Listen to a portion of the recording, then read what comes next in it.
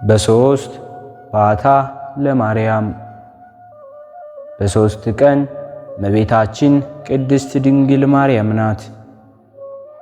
እናቷ ሐና አባቷም ኢያቄም ማርያምን ወልደው 3 ዓመት ሲሞላት ወደ ቤተ መቅደስ የገባችበት ቀን ነው። ማርያምም የእግዚአብሔር የስዕለት ልጅ ነበረችና እናቷ ቅድስት ሐና ልጅ የሌላት ስለሆነች ቤተ እግዚአብሔር ተለይታ ትኖራለች። ከቅዱስ ኢያቄም ከባሏ ጋርም እጅግ አዘኑ።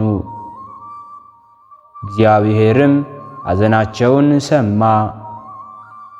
ቅድስት ሐናም እንዲህ ብላ ለእግዚአብሔር ተሳለች።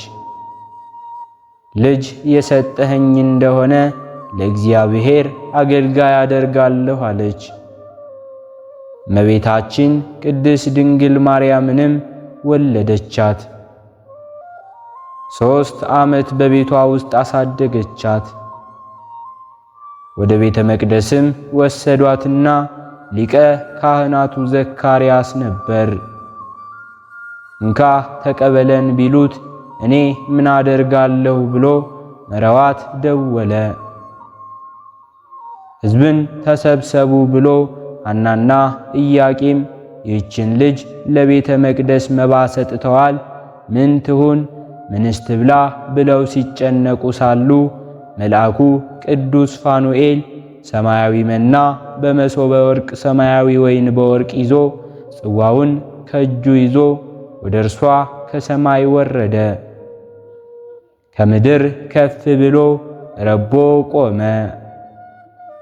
ዘካርያስም ሁል ጊዜ ይወርድለት ነበርና ዛሬስ ከሕዝቦች መሃል ክብሬን ገለጸብኝ ብሎ ታጥቆ ቢቆም ራቀበት።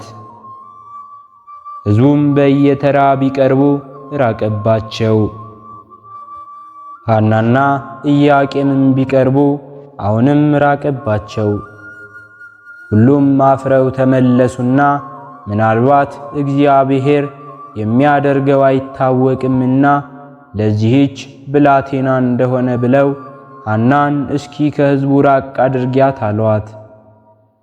ከሕዝቡ ራቅ አድርጋት ስትመለስም ፋኑኤል ወርዶ ግራ ክንፉን አንጥፎ ቀኝ ክንፉን ጋርዶ መግቧት አድርጓል። የምግቧ ነገር ከተያዘልንስ ብለው ከቤተ መቅደስ አስገብተዋት ተመልሰዋል።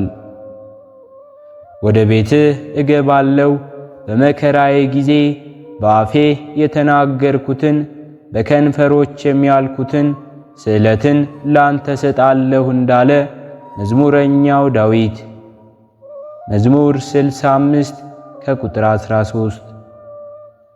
የእመቤታችን የቅድስት ድንግል ማርያም ረድኤቷ በረከቷ አማላጅነቷ ከሁላችን ጋር ይሁን። በሁለተኛነት የምናከብረው በዓላችንም ሕፃናተ ሳሌምን ነው። በዚች ቀን ሕፃናተ ሳሌም ናቸው። ታሪካቸውም እንዲህ ነው። ጌታችን ኢየሱስ ክርስቶስ ከሰማየ ሰማያት ወርዶ ከድንግል ማርያም በተወለደ ጊዜ ሰይጣን ዲያብሎስ ለተንኮል አያርፍምና ሄሮድስን ሂዶ የኔን ጌትነት ያንተን መንግሥት የሚቀማ ተወልዷልና እንግደለው አለው። ሄሮድስም እንዴት አድርጌ ያገኘዋለሁ አለው። ዲያብሎስም ከ1 ዓመት እስከ 2 ዓመት ድረስ ያሉትን ወንዶችን አስፈጅ አለው።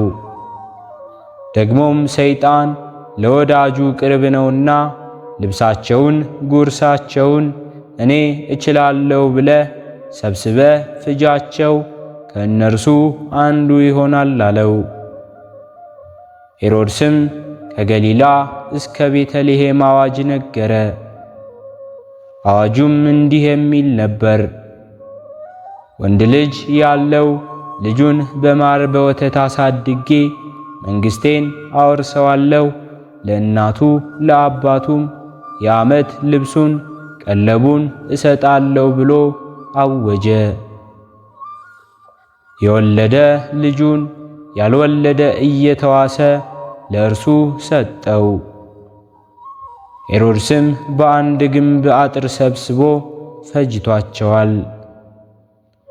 ከዚህም በኋላ ሄሮድስ ሰብአ ሰገል እንደ ተዘባበቱበት ባየ ጊዜ እጅግ ተቆጣና ጭፍራዎቹን ልኮ ከሰብአ ሰገል እንደ ተረዳው ዘመን ልክ 2 ዓመት የሆናቸውን ከዚያም የሚያንሱትን በቤተልሔምና በአውራጃዎቿ ሁሉ የነበሩትን ሕፃናት አስገደለ። የማቴዎስ ወንጌል ምዕራፍ 2 ከቁጥር 16። ብዛታቸውም 14,000 ነው።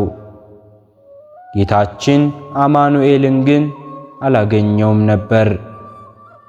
እመቤታችን ቅድስት ድንግል ማርያም ወደ ግብፅ ይዛው ተሰዳ ነበርና። እነርሱም ከሄዱ በኋላ እነሆ የእግዚአብሔር መልአክ ለዮሴፍ በሕልም ተገልጦ ታይቶ ሄሮድስን ሕፃኑን ሊገለው ይሻዋልና ተነሳ፣ ሕፃኑንና እናቱንም ይዘህ ወደ ምድረ ግብፅ ሽሽ፣ እስከምነግርህ ድረስ በዚያ ኑር ብሎታል። እርሱም በሌሊት ተነስቶ ሕፃኑንና እናቱን ይዞ ወደ ግብፅ ሀገር ሄዷል። የእመቤታችን የቅድስት ድንግል ማርያም የጌታችን የመድኃኒታችን የኢየሱስ ክርስቶስ ረድኤቱ በረከቱ ከሁላችን ጋር ይሁን። አንድ አምላክ በሚሆን በአብ በወልድ በመንፈስ ቅዱስ ስም ጥቅምት 3 በዚህች ቀን ለአባቶች ሊቃነ ጳጳሳት 51ኛ የሆነ የእስክንድርያ ሊቀ ጳጳሳት ቅዱስ አባ ስምዖን አረፈ። ይህም አባት ከእስክንድርያ ከታላላቆች ተወላጅ የሆነ ወላጆቹም ሃይማኖታቸው የቀና እንዲሁም የጸና ነው። እርሱም ከታናሽነቱ የሃይማኖት ወተትን ጠጥቶ በዚያ ስፍራ አድጓል። ስለዚህም የቤተ ክርስቲያንን ትምህርት ተማረ። የምንኩስናንም ልብስ ሲለብስ በልቡ አስቦ ወደ አስቂጥስ ገዳም በመሄድ ከእርሱ አስቀድሞ ሊቀ ጳጳሳት በሆነ በአባ ያዕቆብ ገዳም እዚያች መነኮሰ። በየጊዜው በሚጨምር ተጋድሎም ሥጋውን እያደከመ አብዝቶ በመጋደል በእርሱ ዘንድ ኖረ። ዳግማዊ አባ ማርቆስም ሊቀ ጵጵስና በተሾመ ጊዜ ይህን አባ ስምዖንን ስለ በጎ ተጋድሎውና ስለ አገልግሎቱ ከአባ ያዕቆብ ዘንድ ወስዶታል። እያገለገለውም ከእርሱ ጋር ኖሯል። አባ ማርቆስም ባረፈ ጊዜ አባ ያዕቆብ ተሾመ። ያን ጊዜም እያገለገለው ከአባ ያዕቆብ ጋር ኖረ። ከዚህ በኋላም አባ ያዕቆብ ባረፈ ጊዜ ብዙዎች ካህናትና ኤጲስቆጶሳት፣ የሀገር ታላላቆች ሁሉም ይህን አባት አባ ስምዖንን መረጡት።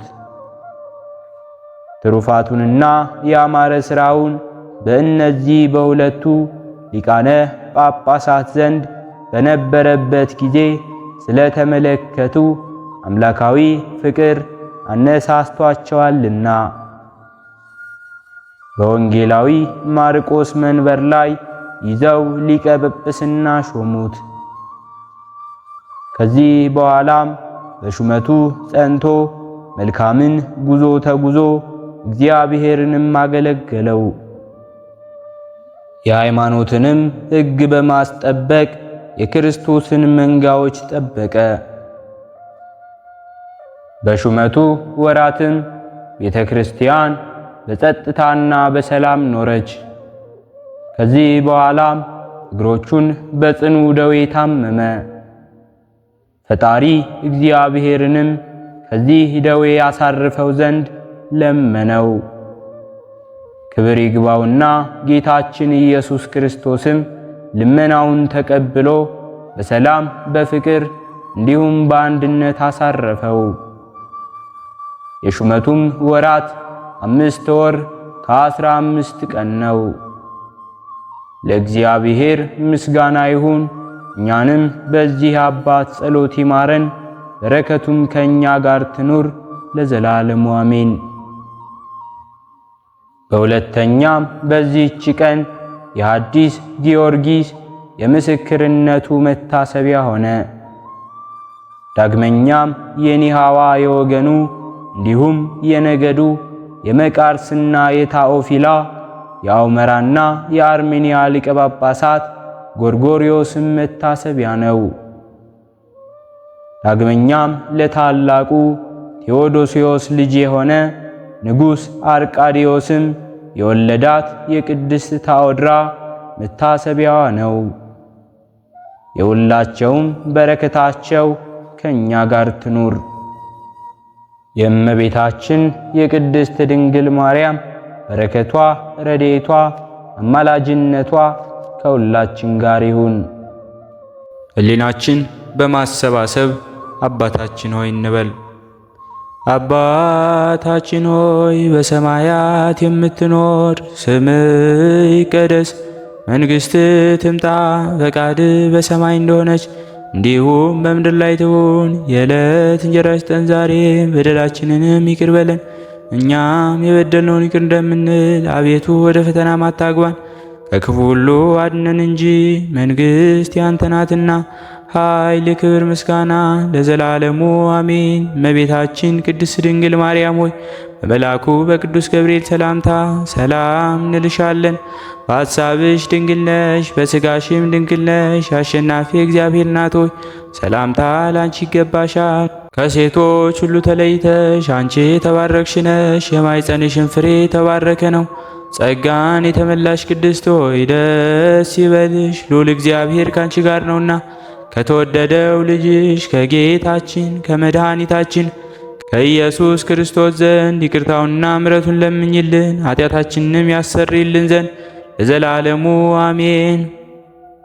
ስለነበረን ጊዜ ሁሉ የአምላካችን የልዑል እግዚአብሔር ስሙ ዛሬም ዘወትርም የተመሰገነ ይሁን። አነሳስቶ ላስጀመረን አስጀምሮ ላስፈጸመን ለልዑል እግዚአብሔር ምስጋና ይሁን።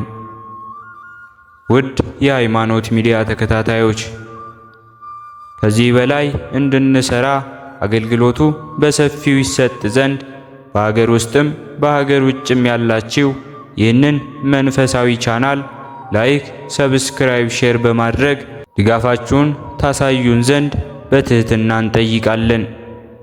ያላችሁን ሐሳብ አስተያየት በኮሜንታችን ስር ላይ አስቀምጡልን። ወስብሐት ለእግዚአብሔር ወለወላዲቱ ድንግል ወለመስቀሉ ክቡር። ይቆየን።